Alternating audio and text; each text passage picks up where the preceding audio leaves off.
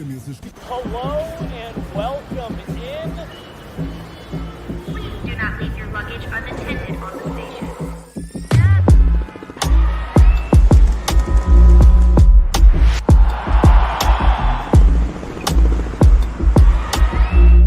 Welcome to the show. Go to. It does look like the Cavs logo. Hello, welcome in. Was this Monday? Monday, September 9th. Megan, do you know what this week is? Rookie face-off week? We're back on the ice. We are heading back to the rink this week. I know our guy Evan Rowell's out there right now because there's all kinds of stuff going on, but whew, it's a good week, Megan. We're back on the ice. How are things? How are you? Really good. Also, DU training camp opens this week. Yep. There's a lot to get excited about. It's starting to feel real. It's starting to feel real. Has this offseason felt longer than normal to you? Yes. I don't know why. I don't know why this one has really felt like it's really dragged on, but we made it. We made it. I'm looking forward to getting back to the rink and just being around again. Like I'm ready for the routine of it all. I am too. I haven't known what to do with myself, so Seriously, I'll have purpose again. I'm just kidding. That sounds sad. I feel like I'll have some purpose again. Well, no, I think about a conversation that I had with LG Red, back when she was still here in Colorado working with the Avs. And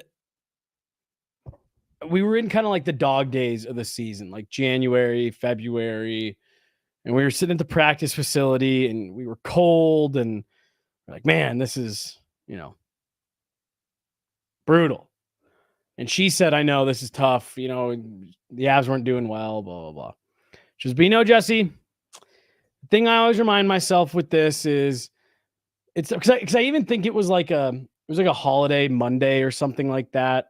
It had been snowing out. She goes, the thing I always remind myself is we don't work for the weekend in this job though. And I was like, yeah, what do you mean? And she was like, well, I don't do this job so I can get to the end of the week. I'm never waiting for Friday to come. And she goes, I love doing this. I love that I get to be here on a holiday Monday when it's snowy and gross and nasty. And that's how I always try to remind myself, like, I'm lucky to be here. And that's what I miss about being in season. Like, there's been so much that's been going on here behind the scenes where it's like, there's been a few weeks here recently where I'm like, oh man, Friday can kind of catch my breath a little bit. And this weekend was crazy. This weekend was super chaotic. I was in Lincoln, Nebraska covering a football game. Yeah. You were up in Vail. We had folks out in Seattle and it was crazy. It was chaotic. I was exhausted, but I really enjoyed this weekend because it felt normal. It felt a little bit back in the rhythm. I woke up Sunday just excited to see everything that we had done from Saturday because I was so proud of it.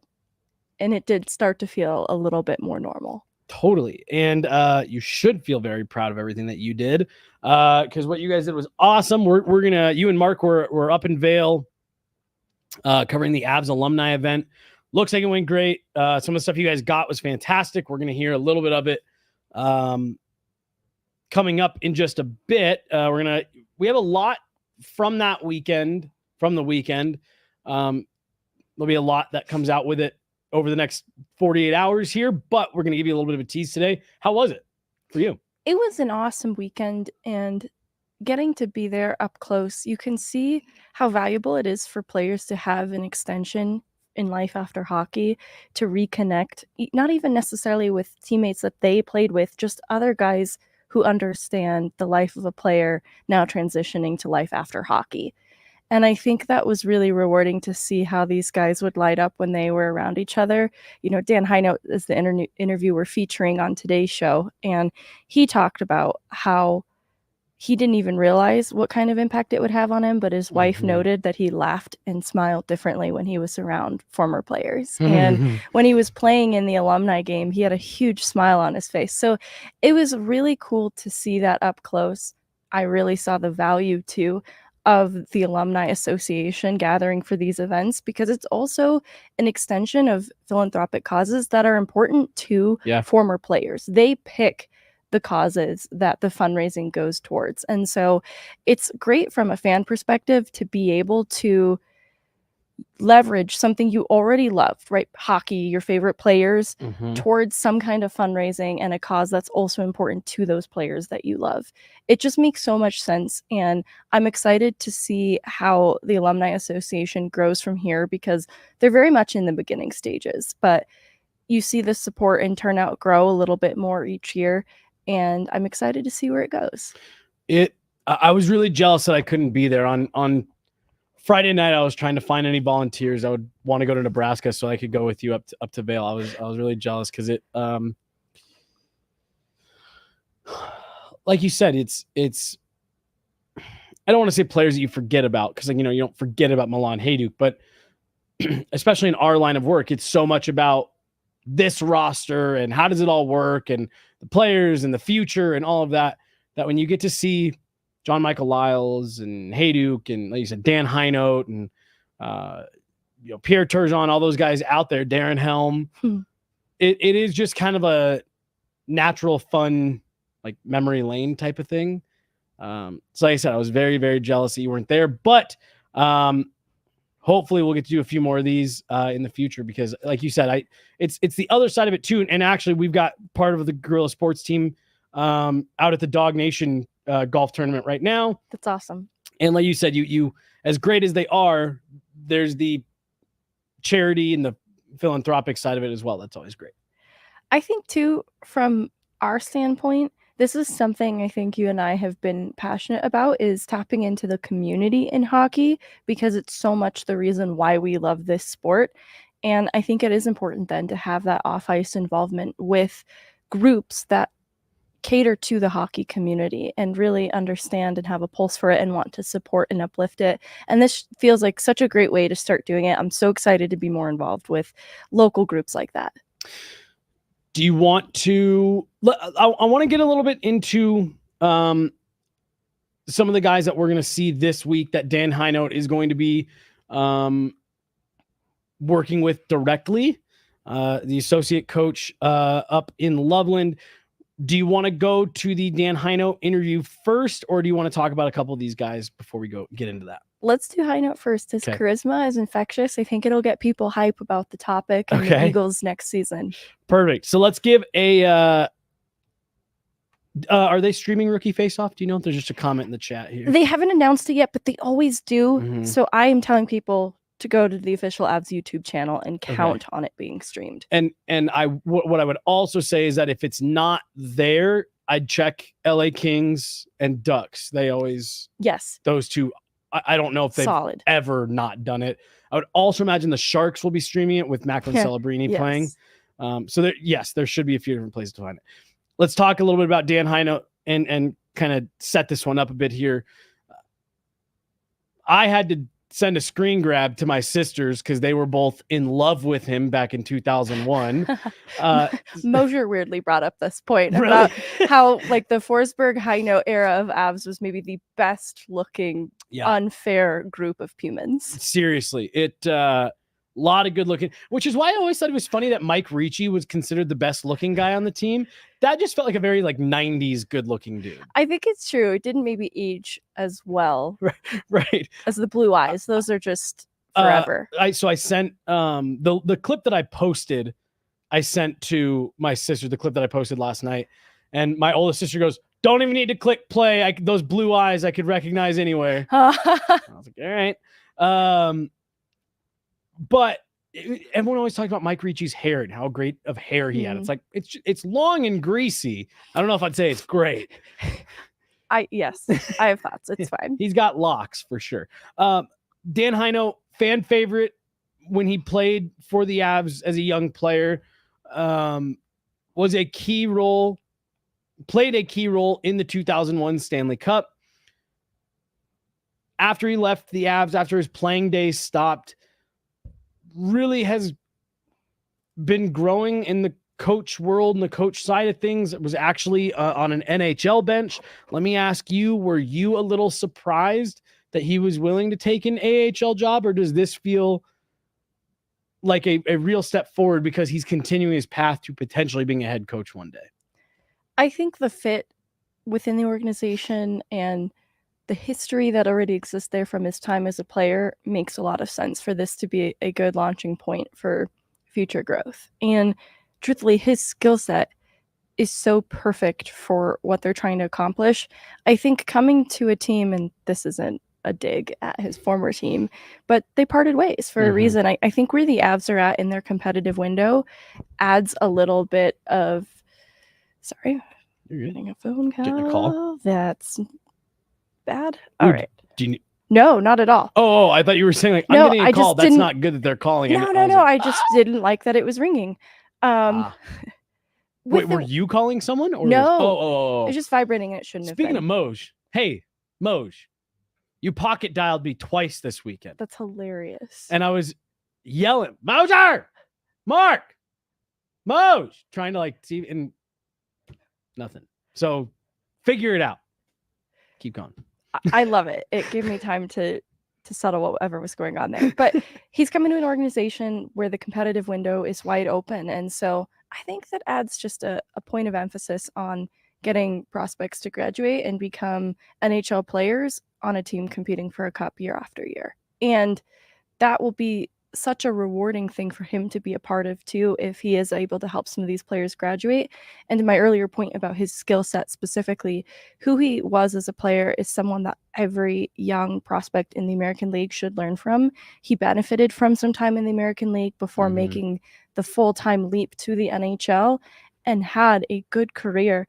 But what I found interesting too is he points to his failures more than anything as what he uses as a teaching tool for these players.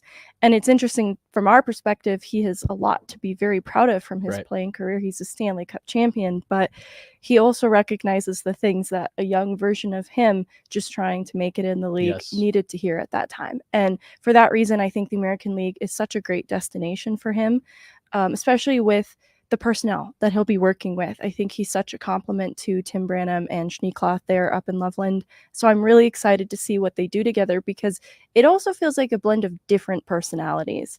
He's injecting something really lively and charismatic into the Eagles room. That's not to say that Schneekloth isn't that. I would say he's very stern and disciplined. And I think that it's just going to be such a good blend of coaching personnel for the young players. This seems like a culture fit type thing. Like he really seems, again, just based on, listening to your guys' conversation and his energy and like you said, his charisma, like it does feel a little bit like a injection of life. Again, not that they don't have that, not that they didn't have that, but this is a guy that you can tell is, I'm sure the players are going to love. He's going to love being around every day. And then, to your point about the competitive window and being with this organization, one, I do think we hear from players and staff that when you get here, there's a different standard that's organizational, whether it's management at the NHL level or a fourth line player on the AHL level, there's that same level of expectation. And then, I don't know, this organization's starting to build themselves a little bit of a track record of helping guys get to the next step, whether it's on the ice, behind the bench, or in the front office. They're graduating people. I think, too, in looking at the shape of the American League with the veteran rule, it has changed the construction of a lot of American League lineups in a way that seeing young players as young as 26 head overseas, because it's really hard to put together a lineup without some of the key veteran players. And in doing so, I think we're going to see a rise of young college free agents filling up American League rosters more and more. And they're prospects in my eyes. They're guys who do need that kind of coaching hand that has a development side as well, which is in High Note's coaching history too, of the USNTT MVP program. And so for that reason, it just makes sense with where it feels like the American League is heading. And in looking at the construction of the Avs roster too, if there are players like that on entry-level contracts that can round out the bottom of an NHL lineup that he can help to mold, it helps to keep the competitive window open for even longer. Yeah. I thought it was a great conversation that we had with, or that you had with him, excuse me. I know we were actually even hoping to catch up with him this weekend in LA. So I actually think it's better that you were able to catch up with him before, and when he's not having to be right in the thick of it. Cause I think it was great to be able to hear from him. One-on-one, his philosophy. I think it's going to resonate with a lot of players. I think there are a lot of guys who are going to want to go to battle for him specifically just because of how engaging and interested he is in their development. This interview was one, very well done. Two, we have a lot of content that are coming out with this. So this you'll probably see pieces of this interview sprinkled into some other content throughout. But Dan Heino, 2001 Stanley Cup champion. And I find the titles on this stuff so funny. He's the associate head coach of the Colorado Eagles. It tripped me up too. I want to just lean into assistant coach, but associate head coach. Yeah, it is. Associate head coach of the Colorado Eagles, 2001 Stanley Cup champion with the Colorado Avalanche, Dan Heino. Well, you know what? I'm most excited about helping develop these young players. And, I've spoken about it at length since I've taken the job. But the idea is what I love to do with coaching is kind of build their foundation as human beings. Because what I want the players to have success on the ice, but I also want them to have success after, their careers, because they're not thinking like that. I know I didn't. But you still need somebody to kind of give you the blueprint of how life's going to go. Unfortunately, a lot of these guys are going to need to do something when they're done. And so I want to make sure that, after a good pro career, they make it in the NHL, play for 10 years, that they have the foundation to, deal with their relationships, to deal with boundaries, to deal with their finances, to deal with their spouse, like all the little things that no one teaches you. And then all of a sudden when you're done, you're thrown to the world and these things come up. So I want to get them ready for that. So I think with the Eagles, all these players they're green, right? They need this blueprint, and they don't have it yet. When you're dealing with the guys in the NHL, a lot of them kind of have it, and they've made it, and they have kids, and they got families. So there's not a lot you can tweak there. But in the minors, you can tweak them all, and you can have a huge impact on the rest of their life. So that's what I'm most looking forward to. And in talking about the blueprint, how much of your own experience as a player have you translated into figuring out what these players need to graduate to the next level? Well, it's all from that, right? My blueprint comes from my failures, right? Because that's where you learn the best stuff. So I made so many mistakes after my career, during my career, but I've learned from them all. Because shame on you if you make the same one twice, right? But that's great because all this experience in failure, I get to translate to them into a blueprint of here's what not to do. And that's just as powerful as here's what to do. And, a lot of these guys are going to take their own path. So you can't say, here's what you do X, Y, Z. It's more like when X happens and, you fail at this, let's make sure we're ready for this. And that's kind of how I've used my experiences to create the blueprint. And what's your pulse for the identity of this Eagles group next year, especially with some of the off-season additions and adding veteran leadership like Megna and McDonald back into the fold? Who are the Eagles next year? Oh, I'm excited. The Avalanche organization's done a great job filling our coffers with good talent.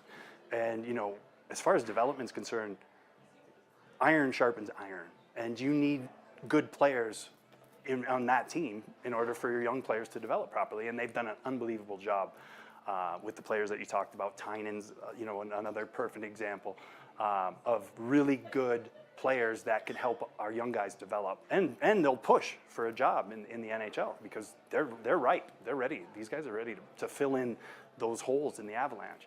So I think we're going to be a fast, attacking, in-your-face, hard to play against team. A Schneekly type team. I love that. Yeah. As someone who went through the ranks of the Avs system, what advice do you give to young players in the organization who aspire to make the NHL one day? Well, I always tell the young guys that you have to be prepared to fit in any piece of the puzzle, right? So if you look at, call it the forward group, right? There's 12 pieces of that puzzle. The ones in the top, have a specific role, the ones underneath have a specific role, and then the bottom 6 have a specific role. But you don't know what piece of the puzzle is going to get hurt or what they need you to, fill. So you have to be mentally ready to do any of these roles, right? So all the way from power play, first line, 20 minutes a game, all the way down to 4 minutes a game, fourth line, penalty killer, right? Whatever it is, you have to be ready to fill that role. And that's the when guys get called up, if they're not prepared to do anything, right? If they're like, well, I'm just a scorer, I need to be put in that situation. Life doesn't work that way. So those are the guys you have to teach. Okay, well, that's great you're a goal scorer, but that might not be what they need. They might need a 4-minute penalty killer. Be ready to do that. And so that, to me, is the advice I always want to give these young players is you have to be ready to fill in whatever role the Avs need. It's not what you want. It's what the team needs. And they're hockey players, so they'll do anything for the team. So it's an easy thing to teach, but that's always the advice I give. You mentioned learning from your failures, but also I wanted to know what you've learned from your success in being around champions in that 2001 Stanley Cup winning team, yourself included. What stood out to you about the guys who are winners? Well, I always tell people this because I was so fortunate to play with all of those great players in the early 2000s. Like we were the Yankees, between Kroenke and Pierre Lacroix, they went out and got the best team you could put together, of human beings first and then players. And so that was the cool thing that I learned is that, watching Joe and Blakey and Borky and Waugh and Forsberg, you literally name half the team. They're good people first, and then they were unbelievable hockey players as well. But it was always the person that I dealt with that I was so, humbled by. Because here are these larger than life players that I've watched my whole life, and they're the nicest people, and they care, and they're giving, and then what happens is, as a young guy in the organization, you have to be that way because they are. Because who are you to them, right? Like they're up here, and they do everything right, and they treat everyone the right way.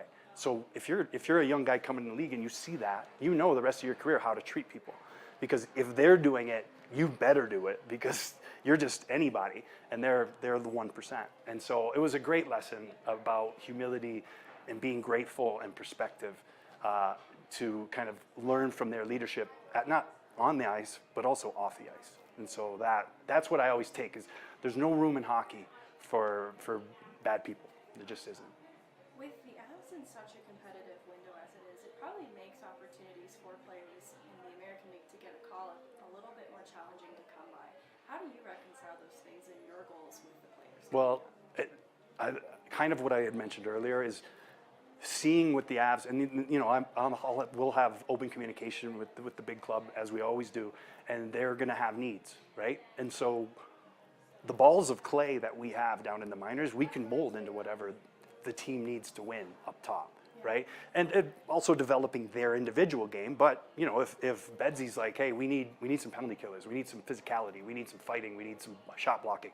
Okay, well, I got some great balls of clay that we can mold into that genre. And you get enough guys that are hungry, willing to do whatever to fit into that puzzle piece. They'll do the job because the guys just want to make it. So if you give them here's the path, you're going to have to eat pucks. You might have to eat it. You might have to soak a couple rights, to the jaw. And you might have to, play a physical style that maybe you're not used to, but that's what they need. And so that communication between the big club and our club will be a factor. And our communication to the players about what the Avs want and what the Avs need will also be a big factor. So I'm excited to help in any way we can. And this will be the last one. I wanted to revisit the excitement of being here this weekend.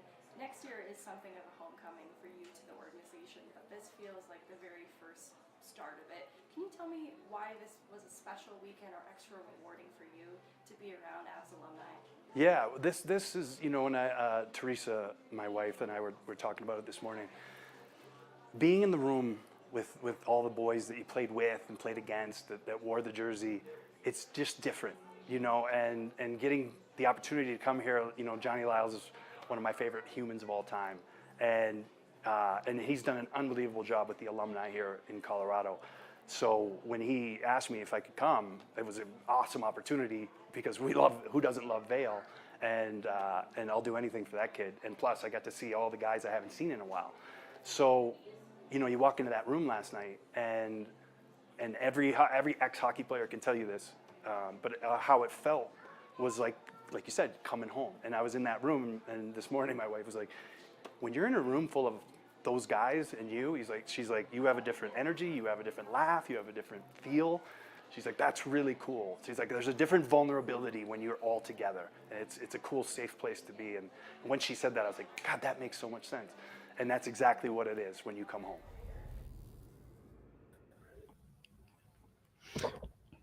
Outstanding job with that, first of all.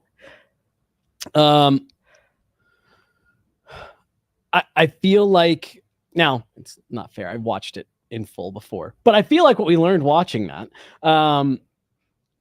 again, like I what you talked about of him wanting to draw on his experience to be able to pass on to young players that, again, prospects, right? They're AHL. They're prospects no matter what their age is. And they're players that are trying to get to the NHL. This is a guy who's gone through that same type of path, can pass that along.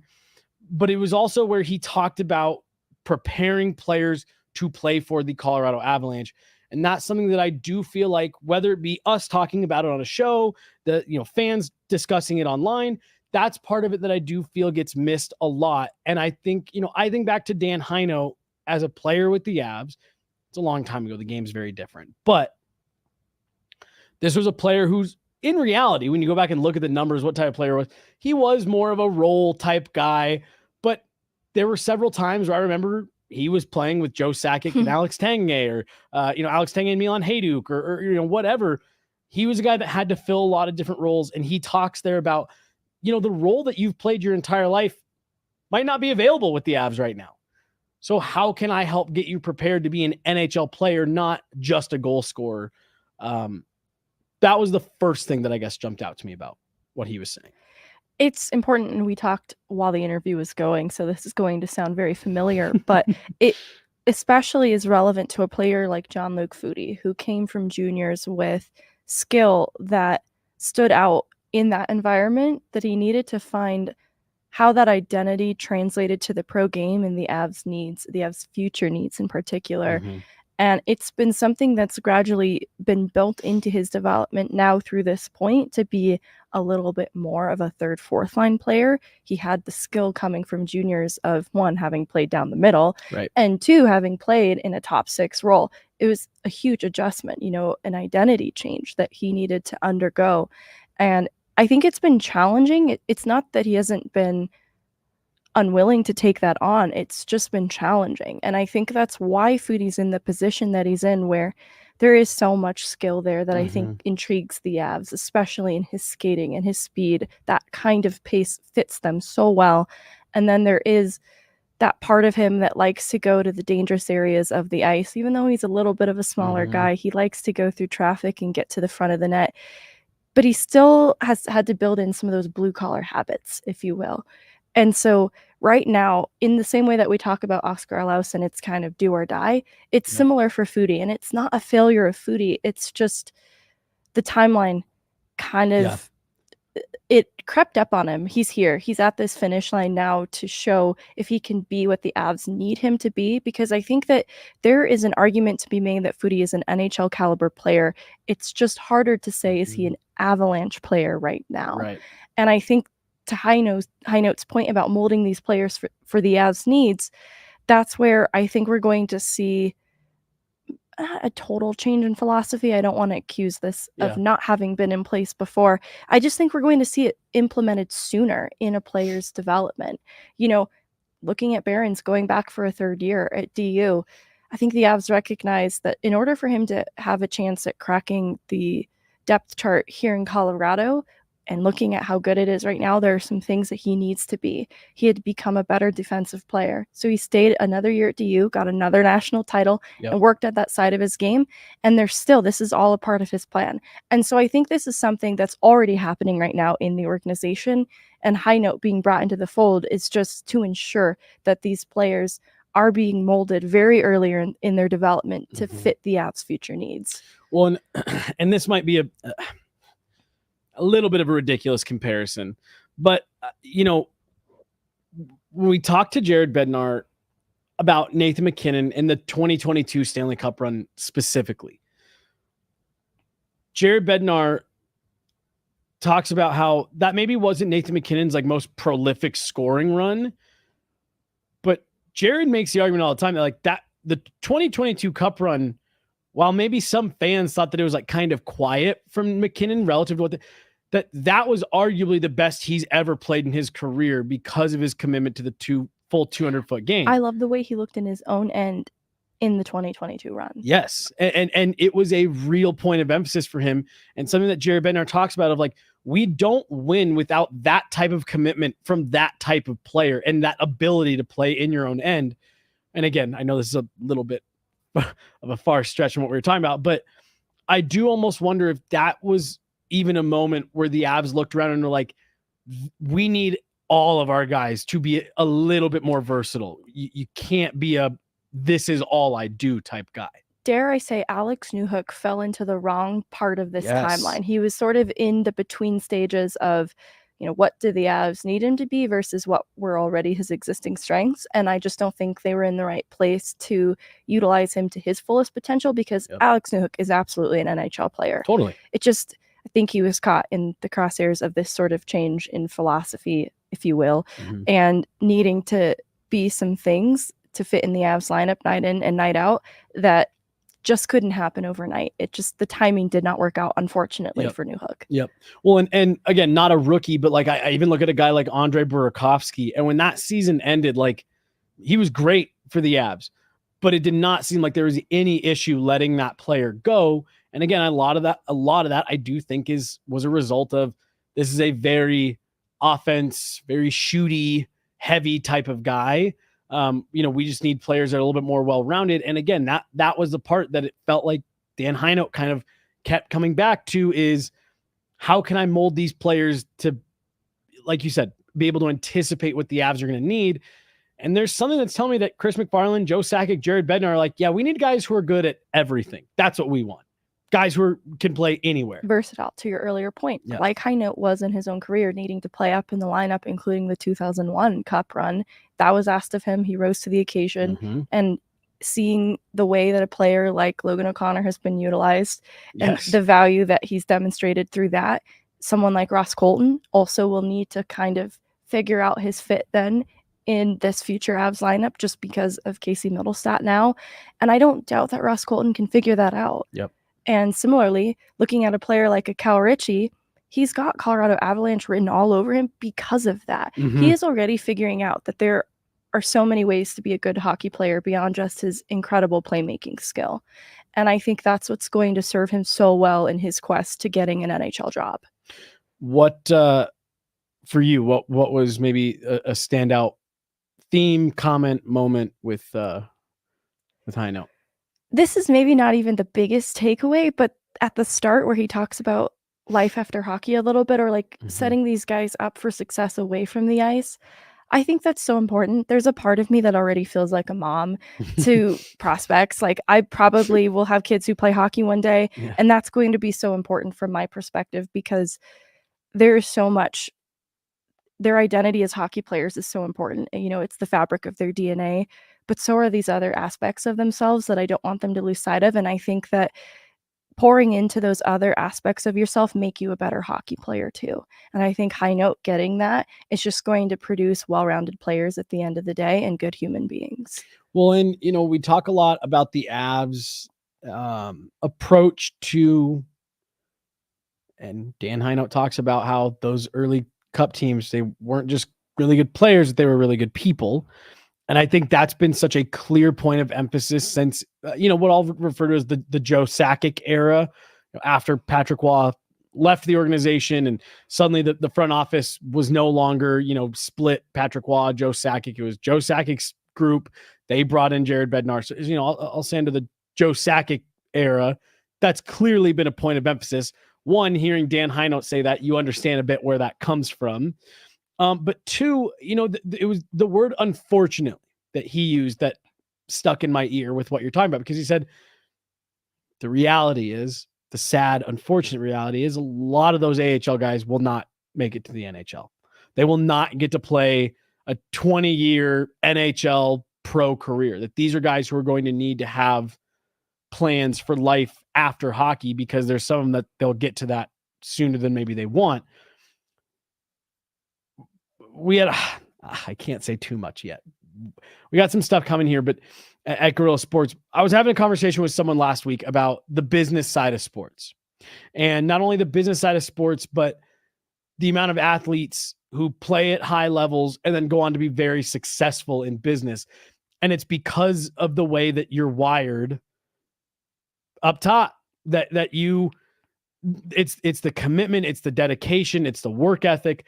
Those are all translatable things between business and high level sports. Discipline, all of that. And to hear Dan Heinold saying like, those are the values that we want to instill, so that not only are they great hockey players, but they're set up for life after.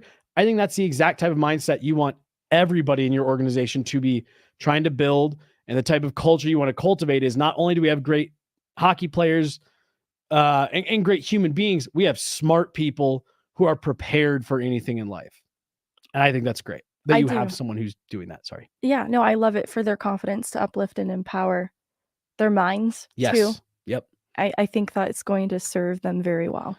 Well, and everyone has worked, whether it was when your first job when you're 15 or you're 50, everyone's worked for someone who you feel like doesn't care, who feel like isn't invested in you as a person, and then everyone has worked for someone who you do feel like is in your corner and has your back and all of that, and it makes a difference. It makes a difference. It's freeing. It makes a difference. Like I remember when it was my first job when I was 15. I worked at a hockey and lacrosse shop, and he's a 15-year-old kid playing hockey 6 nights a week. Like, and I get to go work around all this hockey gear. Blah. And I looking back on it now, like my boss was not a bad person, but like you could tell it was one of those things where it was like, oh, I don't give a shit what happens as long as you show up and work your shift that I need you to work. Like that's, he used to have this thing that, again, we'd all laugh, but subconsciously you're like, oh, this guy doesn't give a shit about me. Like you do, again, it was young kids, and we'd do something in the store, make a sale. But hey, I did this. He'd be like, cool, you did your job. And then he'd walk away. And there was this just overwhelming, this guy doesn't give a shit if I live or die. And it doesn't make you want to work hard for people if you don't feel like they believe in you or they're not in your corner or whatever. When you have someone who's showing yeah, you're an amazing hockey player. That's great. We're helping you and we're developing you. I also care about who you are and what you're going to do next. That's also the culture and the environment that you just want to build for the people that work in your organization, whether they're players, front office, staff, social media people, whatever. You want a culture that says we care about the people who are in this building. When you look at the Avs organization down to the Colorado Eagles and the type of people that they seek out to hire for front office roles and beyond, they all have such a care and investment in the players that they work with. Mm-hmm. I think that it's absolutely a part of the plan. It's very intentional. And I think that's why it's so important too for them to find those people that care and will invest on that level, just because I do think it makes a harder worker a better worker, better results. And I see it in, I love the AGM/GM for the Eagles, Kevin McDonald. He cares so much about not just the prospects, but the whole of the Colorado Eagles. And I think the offseason additions that they've made in bringing back players like Megna, McDonald, and to a slightly different extent, Tynan, is a commitment to caring about that team and being invested in the trajectory of the prospects to play alongside guys like that who are going to only help them. Well, and doesn't it also feel like it's a little bit easier if the people in your organization are all wired that way, to be able to try to instill that into the young individuals that are in your organization, that hey, this is how we all approach this game and this business. And we have Stanley Cup rings, and we got banners, and we got, Hall of Famers, don't you want to be a part of this? Isn't this what you want? And I just think that's an easier message. Oh my gosh, is Apple's event going on right now? What? Per Vaguely Sober right here, our guy Vaguely with the super chat competing with the Apple event. I'm surprised we're not at 0 viewers. I'm about to turn our podcast off to go watch that. I'm not. I have no idea what the Apple event is. They're announcing the new iPhone. Don't they have a new one like every month? Every year, Megan. Damn. Now I look like a total loser by how not excited you are. Me either. Ooh, new AirPods too. I'm telling you, you're about to be doing the rest of the show by yourself. Thank you for that update, Vaguely, and thanks for hanging No, out. that is really good. Vaguely introduced me to some features that exist, I think, on an Apple product. I should speak less about this. New AirPods, new watch, and a new phone. Big shout out to Vaguely. And then Kay is telling you to get our ass for not being too big of fans of iPhone. I thought that was a great interview, Megan. We're going to have a lot more coming out this week. Do you want to tell everyone who you talked to, or do we want to keep the surprises coming? It's not that I want to keep it a surprise. I just might forget somebody. We talked to a lot of amazing people, but I'll start.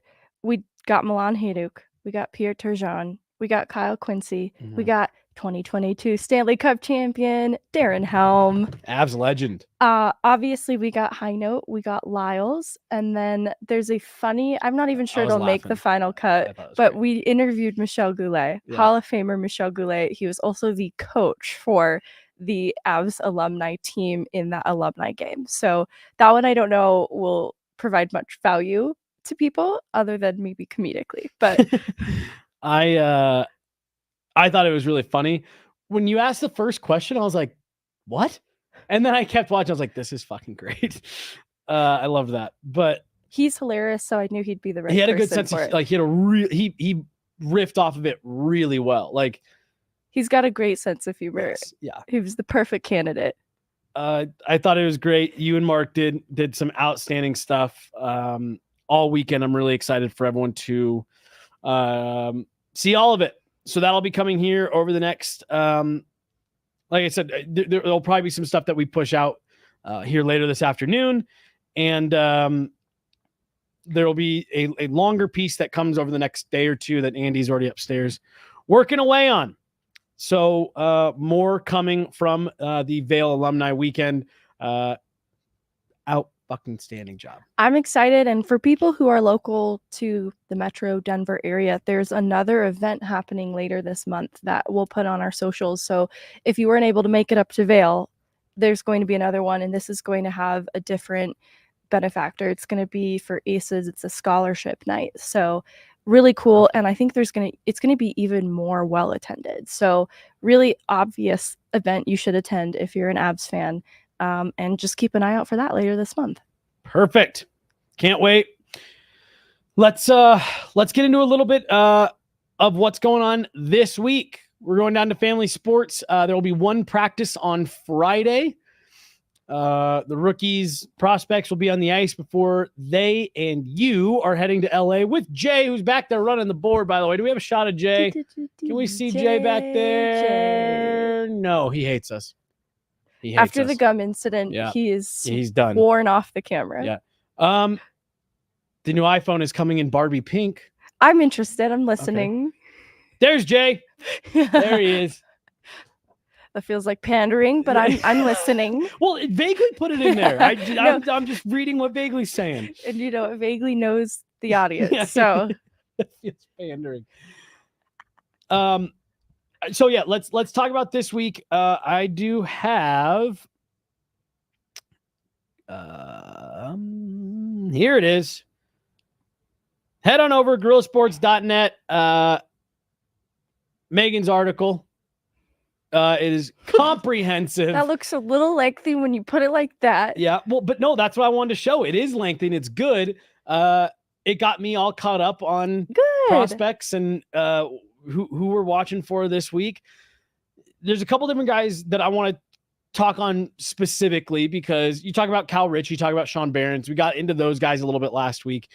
There's a couple players that I want to talk about who are maybe getting into that Jean-Luc Foodie territory where it's kind of not quite now or never, but let's start with Oscar Olausson. Look, this was a guy who 2 years ago, I had a player with the Avs tell me, looks really good. Maybe we, kind of a Burakovsky type guy. Still about 2-3 years out. Well, this is 2 years later. Would you call last year disappointing for Olausson, or just maybe not what you wanted? Maybe even devastating, Yeah. and not for his own fault. To lose an entire year. It was such an important year to demonstrate that the year before, the learning and building that he had done, it was such a way to demonstrate that it had stuck, because those things are so necessary for Oscar Olausson to be in the Avs lineup. He has to prove that he can do that consistently. Consistency has kind of been the issue. He's such a high skill player that you want Oscar Olausson in your Eagles lineup every night. That's an NHL ready shot. That was an NHL ready shot 2 years ago. Easily. Yep. But in order to make the argument to be in an NHL lineup every night, there are some layers to his game that he needed to add, and do so consistently. I used Arturi Lehkonen not as a player comp, but somebody that he should look to because of the consistency.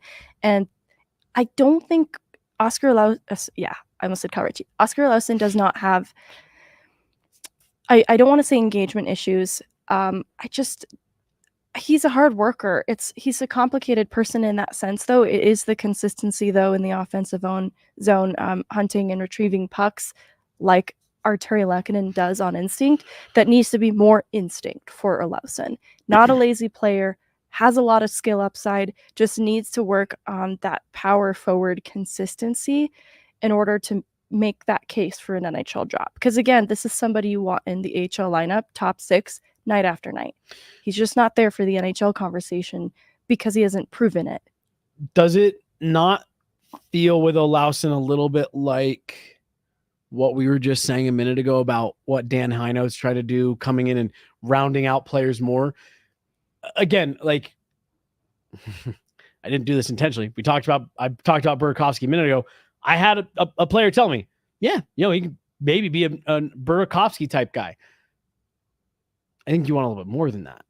You need it, because Burakovsky's role was fluctuating for the Avs. He was demoted at times, and he did well in the third line role and, in the time that he spent there. But Oscar Olausson needs to be more consistent and more versatile, because right now he's just a little bit one-dimensional. And I say right now because last year would have been the time to prove that he has added more to his game. And so that is all still very possible.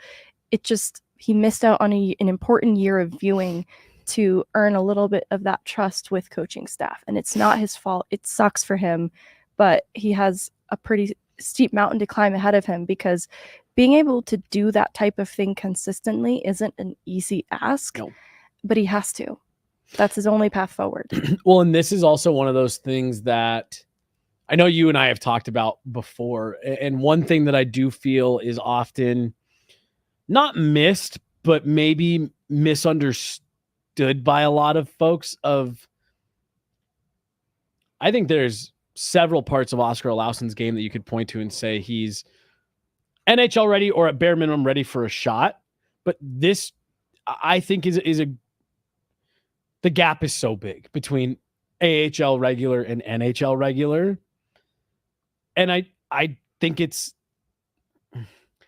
the gap is huge, but it's also tiny, if that makes sense. But it's like, it feels like, you've only got to get these last couple parts of your game rounded out, but it's so hard to do that. And I worry that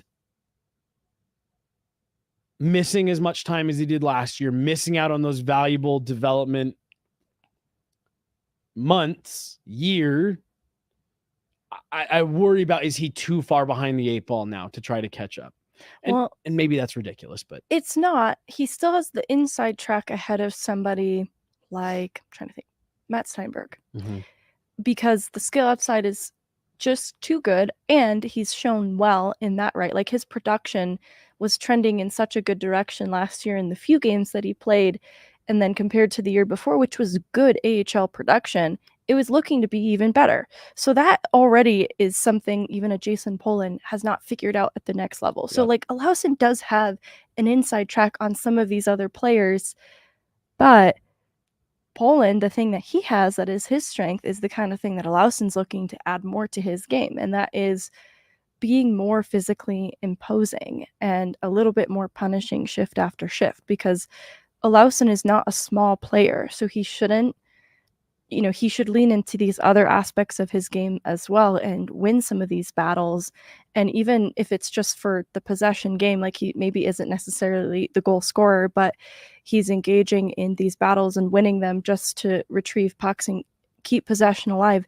That's what Olausson has to do. Mhm. And he's still in a tough spot, just because if you asked Jared Bednar who he trusted more at this point, I think he would lean towards a Poland, Mhm. because those are the things he knows he needs in his players down the lineup in the fourth line role. Consistency. It's little bit more predictable. You know what you're going to get out of Poland. You don't know if you're going to get that kind of production from Olausson at the NHL level. You hope for it, but you don't know that. Well, and then production, I think, is a good word, because you just again, with the way the NHL is going, like let's even take it a step further beyond just the Avs. With the way the NHL is going, you need to be, your production can't be your only measure of value. And there were so many times where with Andre Burakovsky, it felt like if he wasn't scoring goals and producing points, that he kind of got lost out there. And that's the thing that I worry about with Olausson, of can he round out that game more, that he's more than just a shooting threat? Yeah, I think that's an excellent point, because I did say that he has the inside track, but his path to a job, like being loud consistently versus Poland, who shift after shift makes an impact, is visible, but also should build into the goal scoring side of his game, because he did it so well at college. It leaves you wanting a little bit more. You don't doubt, though, that like if you're asked, which one is easier to incorporate? Like, can Poland, who scored in his NHL debut, find his scoring touch, or can Oscar Olausson be a loud player consistently? One feels a little more realistic. Yeah. And I don't want to, I've always made the opinion, it's not easy to find a guy who can score an easy goal. Like, that is a valuable thing, who can just, get 2 feet of ice and rip a shot past a goaltender. That's not an insignificant skill, but for this Avalanche team, especially when you anticipate the fact that they may be as deep as they have the potential to be, if you add both Val and Landy, you just need a little bit more than that. Yeah, they have goal scorers. They need grinders. Yes. Yep. Let's talk about a guy who, doing just that, as you put in your article, put himself on Jared Bednar's radar, Ivan. This was someone who I think was, it was funny that he had 2 first names. And then he went out on the ice and I thought made a real impression at the rookie faceoff, and then also in camp, in main camp. What are you expecting to see? I don't think this is a guy who we're looking at as a potential NHL roster spot out of camp, but I think this is a player that is worth keeping an eye on in the organization, because his career has just kind of steadily done this at every step. That it is, right? It's huge growth to go undrafted out of juniors to American League contract to NHL contract, kind of all in the span of a year. And even looking back to his first rookie faceoff, he came into that tournament as somebody you weren't expecting to be a standout. And he just commanded that kind of attention, which led to, the opportunity that he got in this last season. And he's only seized it. He has a lot of confidence, which I really like about his future projection. Then the confidence that he has in himself to be an NHL player. When he got the NHL contract, he was happy, but it was also expected. Like, this was the whole point. This is where I was supposed to be. And now the next step is getting to the NHL. And so I think the confidence that he brings, I'm expecting him to be somebody, because the Eagles are pretty loaded up down the middle. And that is with players that you're maybe expecting to see some time with the Avs, like a Chris Wagner, but they're pretty solid down the middle. Ivan's going to have to fight for his spot.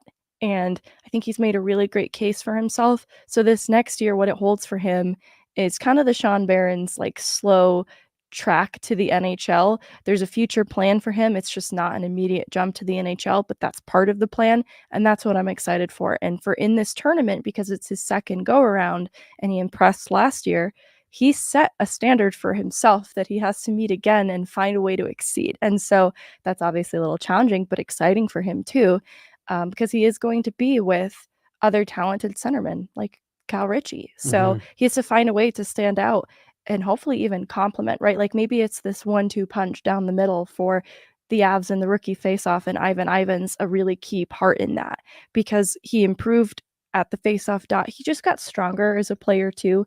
Not the biggest guy, but not somebody who will shy away from a battle. And so that offensive awareness that he developed led to pretty steady production for a rookie. Doesn't jump off the page at you, but it's in the top 40 of all rookies. I don't think anyone expected that from Ivan Ivan. No. He's just continued to kind of surpass expectation, and that's what I'm looking for him to do at his second rookie tournament. Well, I mean, and this is again maybe a not exactly an apples to apples comparison, but like I think about a guy like Pavel Francouz, that when he got on my radar at the first Olympics that the NHL didn't go to, because I mean he was a standout. You know, the Russian team was so stacked, no one else was sending NHL players. The KHL team had a bunch of KHL guys and Pavel Datsyuk and Ilya Kovalchuk. And I remember watching, what is now Czechia play Russia, and Francouz was outstanding. And I just did a little bit of research in him, and I was like, whoa, who is this dude? Like, he's been lighting it up overseas. And again, every year he got a little bit better. Well, then he signs with the Avs after the Olympic performance, and he comes over and he plays in the American League, and he got better. Called up to a couple games and looked good in the NHL. And the following season, when they made him the full-time backup, he looked a little bit better. And this was just a player who I had so much confidence. Part of the reason why I genuinely, I was heartbroken for the individual. Pavel Francouz was such a great guy. But part of the reason I was bummed when the injuries fully, ended his career was that was truly a player that I was telling people, I said that this guy's a number one for the Avs. He will be a number one goaltender for the Avs. And it was based on the faith of he got better every single season. Well, about halfway through the year last year, Ivan got on my radar a little bit in that way of, holy smokes, every time we look at this dude, he's a little bit better. Every time we check in on this player, he's improved a different part of his game. I bet on players like that. Like, you said it's a daunting task for Ivan to take what he did last year, which was already pretty good, and improve on it. But that's exactly what I'm expecting out of Ivan, because that's what he's done every time this challenge has been put in front of him. Those are exciting players, I think, for your organization. Absolutely. Kind of a diamond in the rough, so to speak. And so I'm excited for that. Oh, so you... I know. I was like, more to say. Should I say more? I don't know. There isn't much more to say. Ivan rules. I think he's, again, this isn't a player that I'm looking at for, can he make the Avs roster out of camp? No. But this is a guy that is now on my radar for, can this be someone who, whether it's through injuries or, in the coming years, make an argument for, here's a player that can come up through your organization and have an impact on your bottom six. Again, Ivan has thrust himself onto that radar for me, and I want to see what he looks like we were talking about last week, against a group of his peers.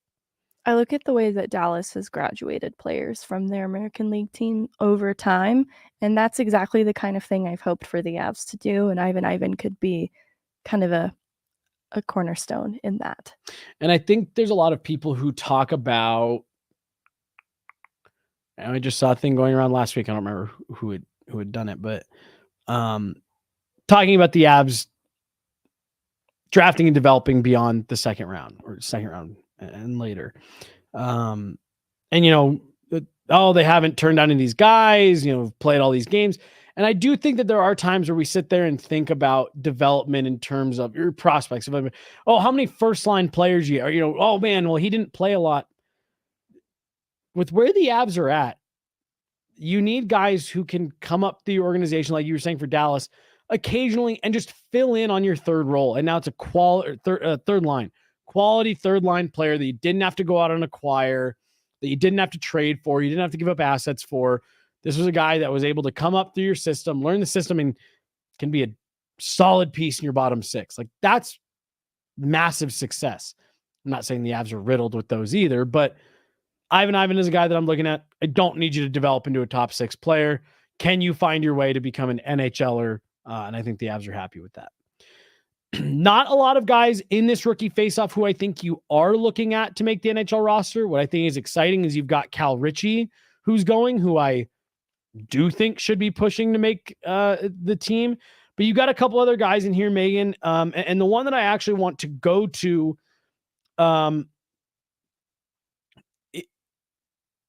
was their 7th round pick from this year.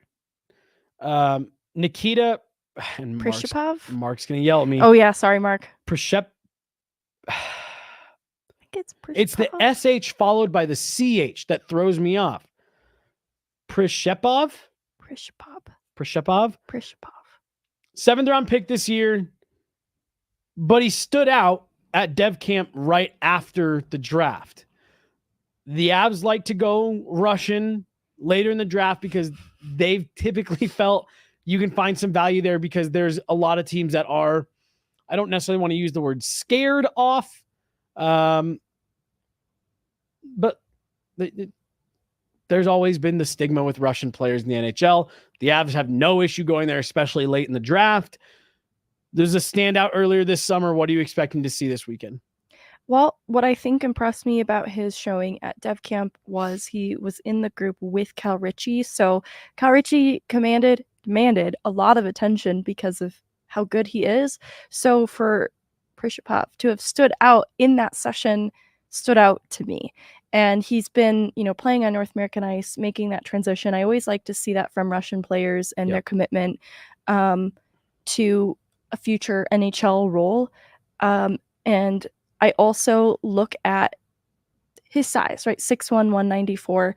I think he can have a similar impression, similar standout as an Ivan. Maybe we're even expecting it a little more than Ivan, but that's what I'm hoping for him to accomplish in this rookie tournament, just because the early viewing at Dev Camp was intriguing enough.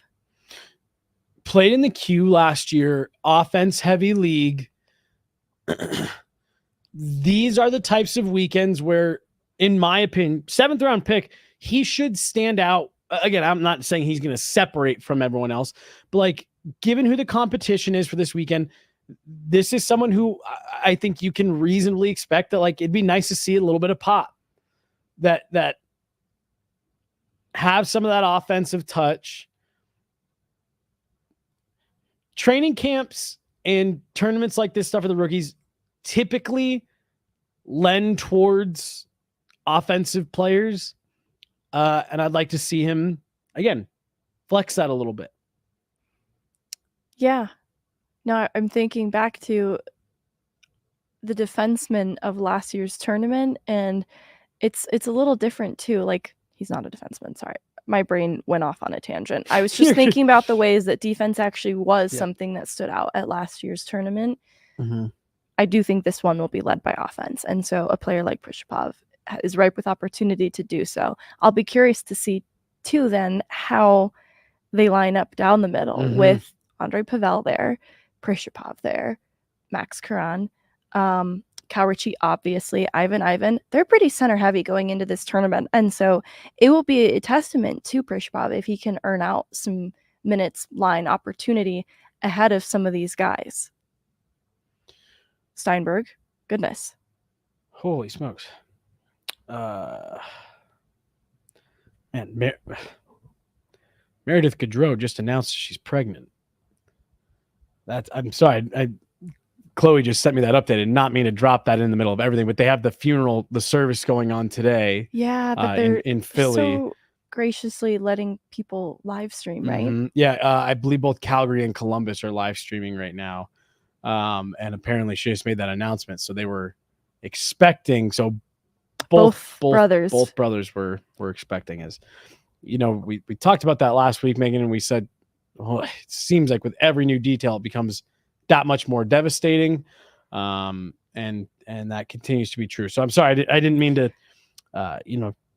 completely derail what we were talking about, but I just No. got that update on my phone. And, I think we've talked about the Gaudreaus every day here in the office since that happened. So, we're continuing to think about the Gaudreaus, their family, friends, as that service goes on in Philly today. So again, I know we're talking prospects and we'll get back to it, but I just got that update. I think it is an important thing to acknowledge that it does feel like the hockey world has stood frozen in time since this has happened. I know everybody's trying to go on and have our prospect shows, but I think the reality when we're off air for the entirety of the hockey world is that this is still something that is hurting a lot. And that is a very sad update.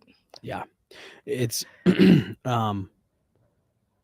it's still very hard to wrap your head around. And, I listened to on my drive back from Nebraska in the middle of the night, I listened to the latest 32 Thoughts pod where it was their full season preview where Elliot Friedman went in depth on every team. It was almost a 3-hour pod. But they got to Columbus and he said they spent about 10, 15 minutes talking about Johnny Gaudreau. And he said, I will do a pod between now and October 9th where we'll talk about the Blue Jackets.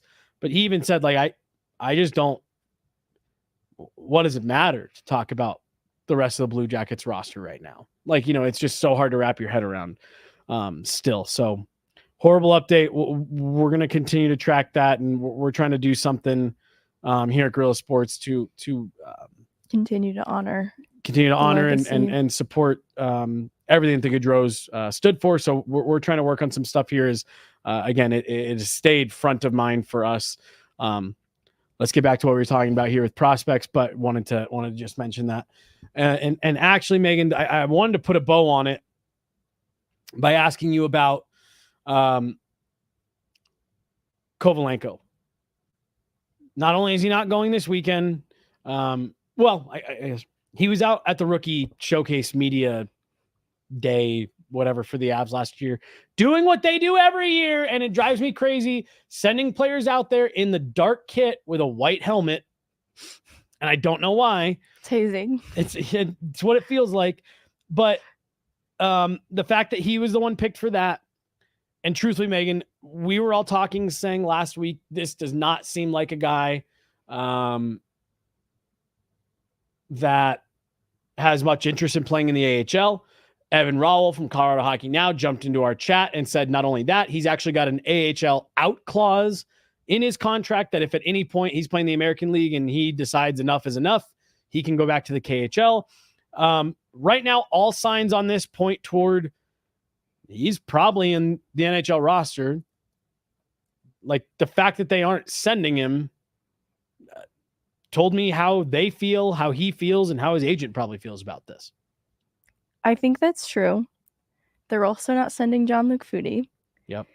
Who has, I don't know, like, they both came from pro leagues, right? Like, Foudy's been in the AHL Pro League. Kovalenko's been in the KHL Pro League.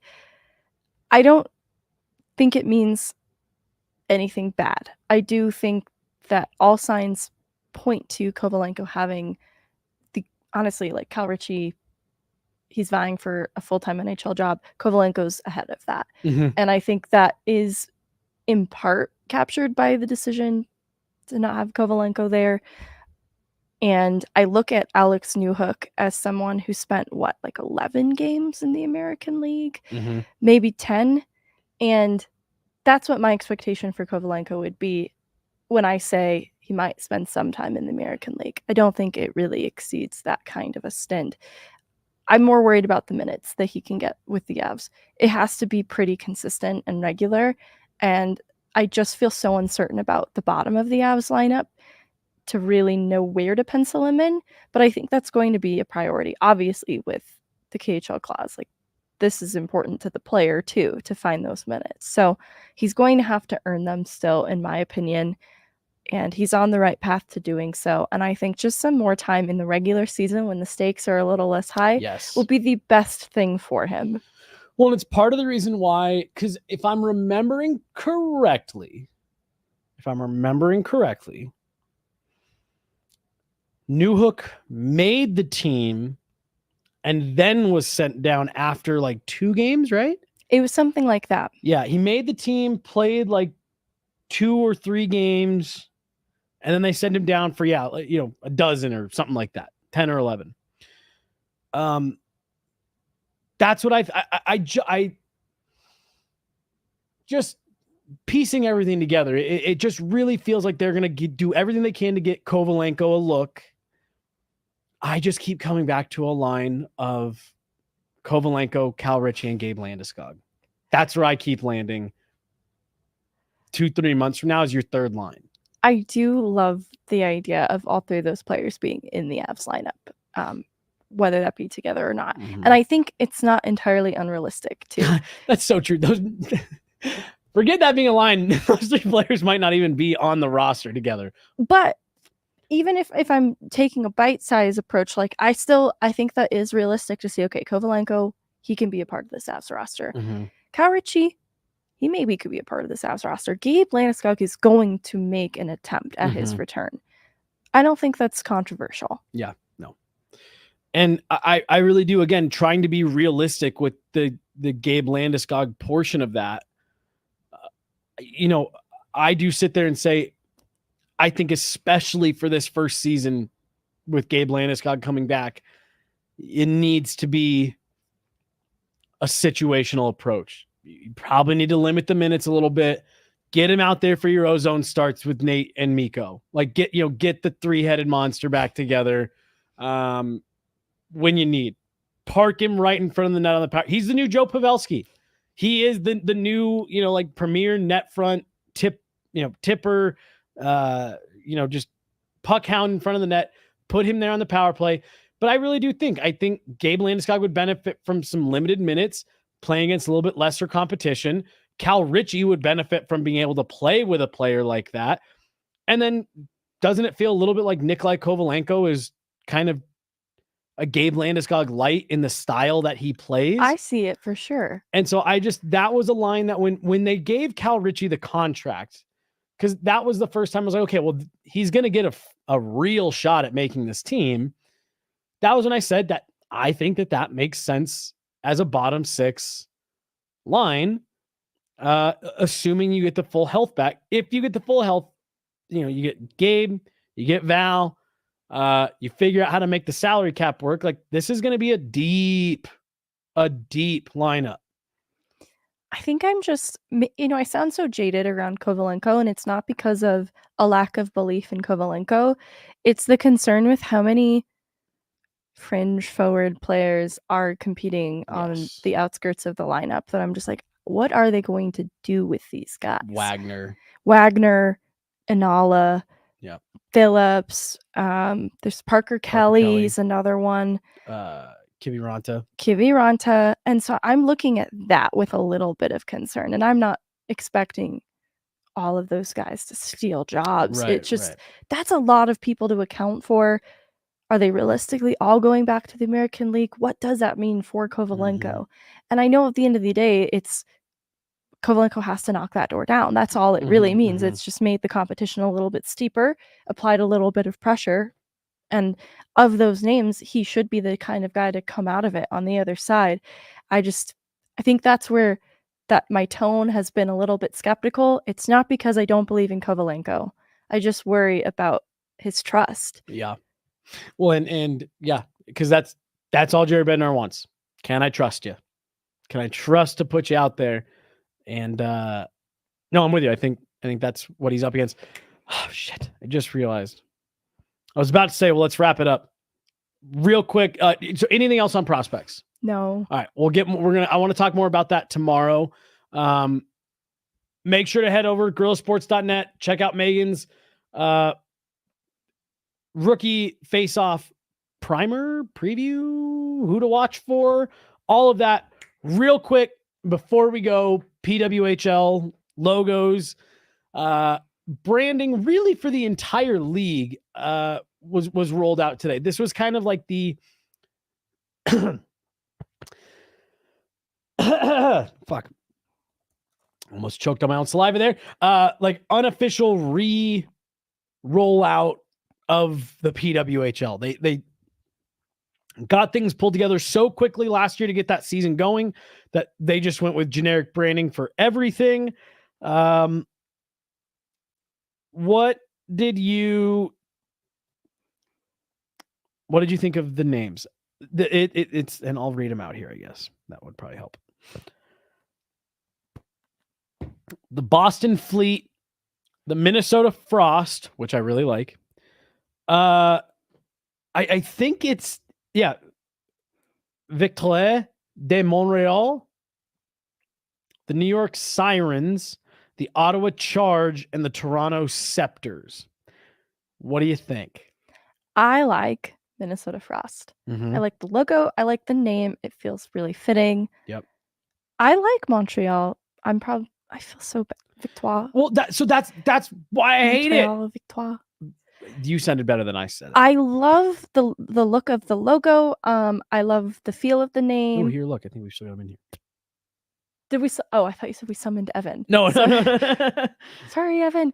No, I really like Victoire. And So there's the Frost right there. I'm not sure I'm ready to admit as an adult woman how much I love mermaids, but New York even putting sirens in there, and they've said it's sirens because of the sound that the gull horn makes, not because of mermaids. But my hope is that they'll lean into sirens, like of ocean lore. That will probably make them rise to number one in my eyes. So the trademarked leak for New York was the sound. It was the New York sound. That's probably why it's the siren and the noise a gull horn makes, which is a little lame. I think they should lean into mermaids. Right. I don't mind the blue and yellow of the Toronto Scepters, but I think that's a weird mascot. I don't like it. Yeah, I like nods to royalty, Yeah. but I don't like the way they chose to do it with a scepter. I just don't think it inspires fear in the heart of opponents. Yep. The Boston Fleet.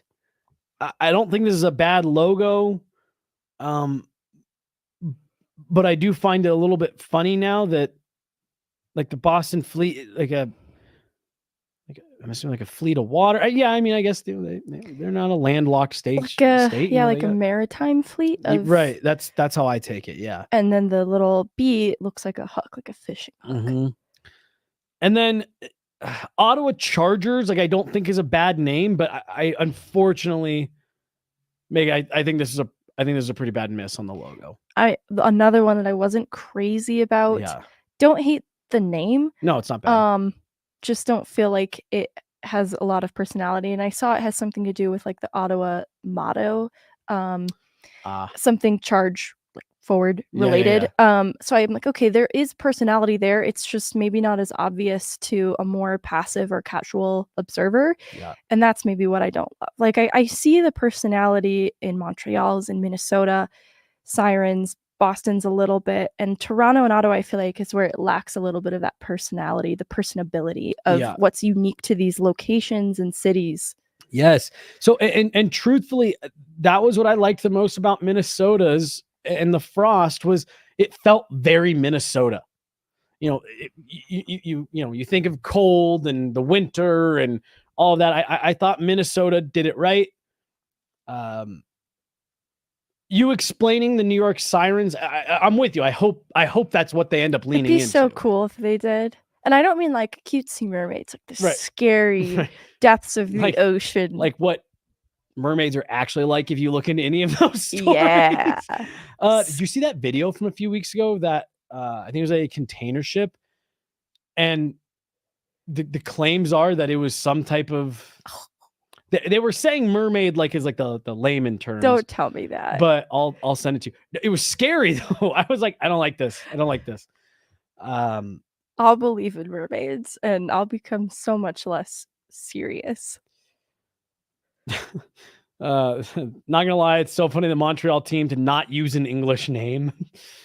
Toronto. Yeah, there's a lot of comments about the Ottawa logo looking like a really bad drawn Calgary Flames logo, or you pointed out a Flames logo and a Cleveland Cavaliers logo kind of pushed together. I think that's why it's going to be kind of confusing, just because of Calgary. I don't know, the Canadian teams, having sort of rivalries with each other to look so similar to Calgary feels problematic. Yeah. Even the color, like the color scheme is. Colors, that's what's also not good. I mean, it's red, white, and yellow. That's Calgary Flames.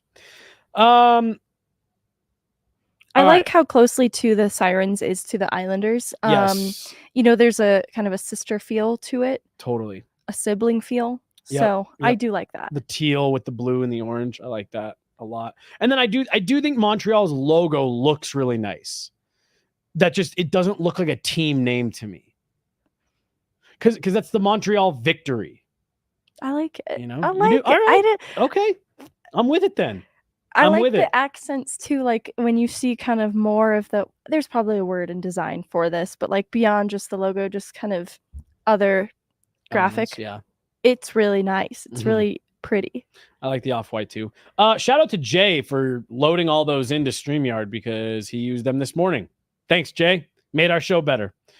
As always. Megan, final thoughts for today. We went a little long. I apologize if you're still sticking with us. Hour and 20 went a little bit long today. Final thoughts? No. Nothing. We'll be back at it tomorrow. Regular time tomorrow. We'll be talking more. This whole week is about getting ready for the weekend and rookies. And you and Jay will be out in Los Angeles for everything, bringing all the content immediately after the game. You guys have a bunch of other stuff planned. We'll have some sit downs and all that. So that'll be great. You and I will have a show on Sunday on the off day, the practice day out there in LA. But we'll be back at it tomorrow. More on Avs camp as we get ready. And then as soon as you get back, we're going. Like media day. Are we going to the golf tournament? Are we allowed? I think so. Or was that just like a special thing for McKinnon's deal? Yeah. We'll be there if we're allowed there. If we're allowed there, we'll be there. But we're right back into it. We got off field coming up at 2. If you're a Broncos fan, they're talking all things from really not a good debut for Bo Nix yesterday. And then we'll have more coming up this afternoon. I'm going to go get caught up on everything Apple's doing. For Jay running the board back there, make sure you guys can see us and hear us. I'm Jesse Montaño. That's Meghan Angley. Thanks so much. We'll see you guys tomorrow. Have a good one.